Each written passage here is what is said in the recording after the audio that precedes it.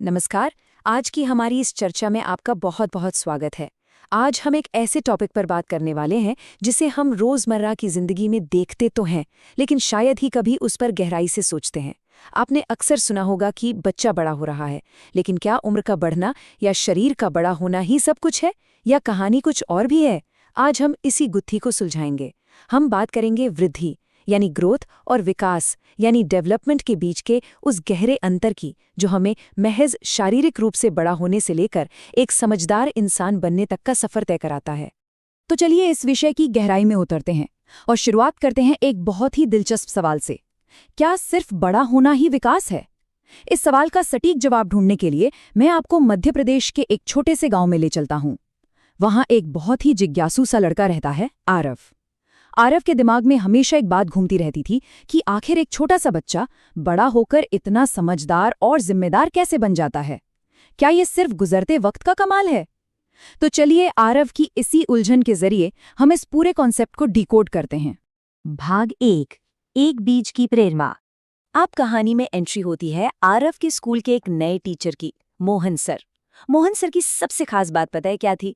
वो क्लास की 4 दीवारों और ब्लैक बोर्ड तक सीमित नहीं रहते थे। उन्हें रियल लाइफ एग्जाम्पल्स देना पसंद था। एक दिन वो बच्चों को स्कूल के बगीचे में ले गए और मिट्टी में एक छोटा सा बीज बो दिया। धीरे धीरे जैसे जैसे उस बीज को पानी और धूप मिली, वो अंकुरित हुआ। उसकी ऊंचाई बढ़ने लगी, तना मोटा हो गया और नई नई पत्तियां निकल आईं। मोहन सर ने समझाया कि ये जो बदलाव आप अपनी आंखों से देख पा रहे हैं, जिसे मापा जा सकता है, बस इसी को वृद्धि या ग्रोथ कहते हैं। एकदम सिंपल शब्दों में कहें तो किसी भी जीव की शारीरिक बढ़ोतरी। लेकिन रुकिए, कहानी सिर्फ शारीरिक बदलाव पर खत्म नहीं होती। एक दिन अचानक बड़ी तेज आंधी आई। बगीचे के कई छोटे पौधे टूट के गिर गए, लेकिन वो पौधा, वो आंधी में झुका जरूर, पर कुछ समय बाद वापस सीधा खड़ा हो गया। उसने टिकना सीख लिया था। ये जो उसकी नई क्षमता थी ना, मुश्किल हालात में खुद को ढालने की और वापस खड़े होने की, यही है सच्चा विकास यानी डेवलपमेंट। विकास सिर्फ साइज का बढ़ना नहीं है, बल्कि संघर्षों से सीखकर अंदर से मजबूत और परिपक्व होना है। भाग 2, वृद्धि और विकास में अंतर। अब जब हमें बीज के उस बेहतरीन उदाहरण से बेसिक आइडिया लग गया है, तो चलिए इसे थोड़ा अकादमिक नजरिए से भी समझ लेते हैं। वृद्धि या ग्रोथ पूरी तरह से मात्रात्मक होती है, यानी क्वांटिटेटिव।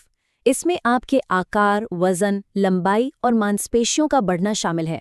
इसे आप सेंटीमीटर या किलोग्राम में बड़े आसानी से नाप सकते हैं। और सबसे जरूरी बात, ये एक तय समय के बाद रुक जाती है। जैसे किशोरावस्था के बाद हमारी हाइट बढ़ना रुक जाती है ना? बिल्कुल वैसे ही जैसे आरव ने नोटिस किया था कि कुछ ही महीनों में उसकी छोटी बहन की हाइट एकदम से बढ़ गई थी। तो वृद्धि एक स्पष्ट और अस्थायी शारीरिक बदलाव है। अब इस स्लाइड में जो बात वाकई सबसे दिलचस्प है, वो ये कि विकास कभी नहीं रुकता। जी हाँ, विकास एक व्यापक और जीवन भर चलने वाली प्रक्रिया है। ये गुणात्मक है, यानी क्वालिटेटिव। ये वो अदृश्य बदलाव है जो एक रोते हुए छोटे बच्चे को बोलना सिखाता है, या फिर अकेले खेलने वाले बच्चे को दूसरों की भावनाएं समझने वाला एक परिपक्व इंसान बनाता है। अब विकास को किसी इंच टेप से नहीं नाप सकते, क्योंकि ये हमारी सोच, हमारी समझ और हमारे व्यवहार का लगातार बेहतर होना है। अगर आप यहाँ दी गई तुलना पर नजर डालें, तो शरीर के मापने योग्य पहलुओं और मन के ना मापे जा सकने वाले बदलावों के बीच का अंतर बिल्कुल साफ हो जाता है। एक तरफ वृद्धि है जो लिमिटेड है, बाहरी है और जिसे मापा जा सकता है। दूसरी तरफ विकास है जो पूरी तरह से आंतरिक है, जीवन भर चलता है और हमारे पूरे व्यक्तित्व को ही बदल कर रख देता है। देखिए, वृद्धि के बिना विकास अधूरा जरूर है, लेकिन सही मायनों में विकास के बिना केवल शारीरिक वृद्धि का कोई खास मतलब नहीं रह जाता। भाग 3, विकास के विभिन्न आयाम। अब ये जो विकास है ना, ये कोई एक सीधी रेखा में चलने वाली चीज नहीं है। ये एक बहुआयामी यानी मल्टी डायमेंशनल प्रोसेस है। इसे विज्ञान के नजरिए से 5 हिस्सों में बांटा गया है। चलिए इसे आरव की जिंदगी से जोड़कर देखते हैं। जब आरव गणित के मुश्किल सवाल हल करने लगा, तो वो उसका मानसिक विकास था। जब उसने अकेले रहने के बजाय दोस्त बनाना और उनकी मदद करना शुरू किया, तो वो उसका सामाजिक विकास था। इसके अलावा अपने गुस्से को कंट्रोल करना संवेगात्मक या इमोशनल विकास है, और हमेशा सच और ईमानदारी का साथ देना उसका नैतिक विकास है। एक मुकम्मल इंसान बनने के लिए इन सभी आयामों का एक साथ विकसित होना बहुत ही जरूरी है। भाग 4, विकास की प्रमुख कारक। अब यहाँ आप सोच रहे होंगे कि क्या दुनिया के सभी बच्चों का विकास एक ही स्पीड से और एक ही तरह से होता है? तो जवाब है बिल्कुल नहीं। हम सब अलग हैं और हमें जो चीजें अलग बनाती हैं वो हैं ये प्रमुख कारक। विकास सिर्फ आनुवांशिकता यानी हमें अपने माता पिता से मिले जेनेटिक्स पर निर्भर नहीं करता। हमारा माहौल और हमारा खान पान भी इसमें बहुत बड़ा रोल प्ले करते हैं। लेकिन यहाँ जो सबसे क्रूशियल पॉइंट है वो है शिक्षा। शिक्षा सिर्फ अच्छी नौकरी पाने का कोई टूल नहीं है, बल्कि ये हमारी सोच को आकार देने, हमारा कॉन्फिडेंस बढ़ाने और एक बेहतर समाज बनाने का सबसे महान जरिया है। यही वो चीज़ है जो हमारे मानसिक और नैतिक विकास की नींव रखती है।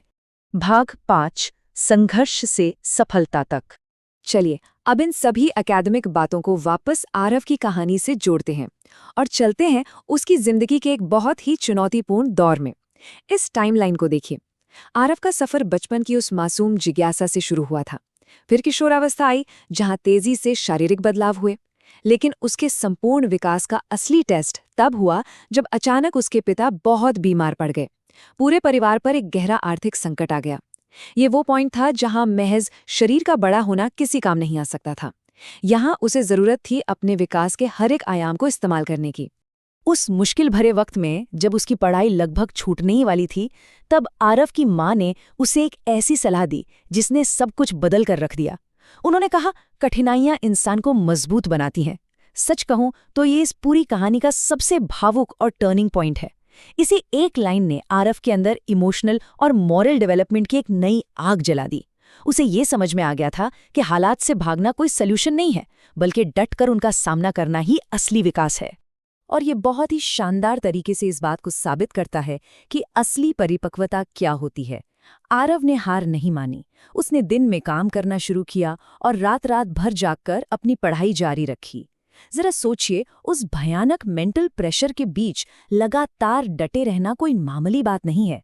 ये इस बात का अंतिम और सबसे बड़ा प्रमाण था कि अब वो सिर्फ एक शारीरिक रूप से बड़ा हो रहा लड़का नहीं था, बल्कि मानसिक, सामाजिक और भावनात्मक रूप से एक पूरी तरह से विकसित, एक परिपक्व इंसान बन चुका था।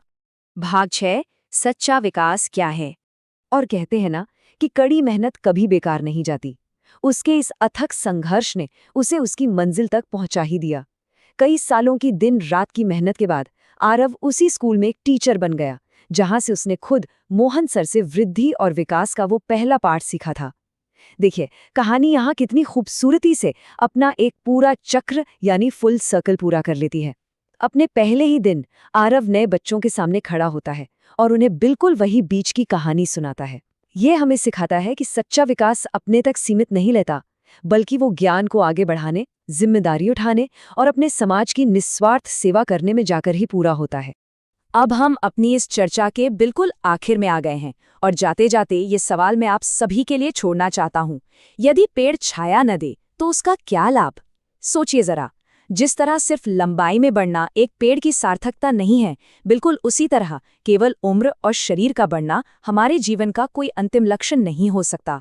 असली विकास तो इस बात में छिपा है कि आप अपने समाज को, अपने आसपास की दुनिया को कैसी छाया दे रहे हैं। तो बस इसी विचार के साथ आज के इस एक्सप्लेनर को हम यहीं रोकते हैं। ये सोचने का समय है कि हमारा अपना विकास किस दिशा में जा रहा है और हम अपने समाज के लिए क्या योगदान दे रहे हैं। इस दिलचस्प चर्चा में मेरे साथ जुड़े रहने के लिए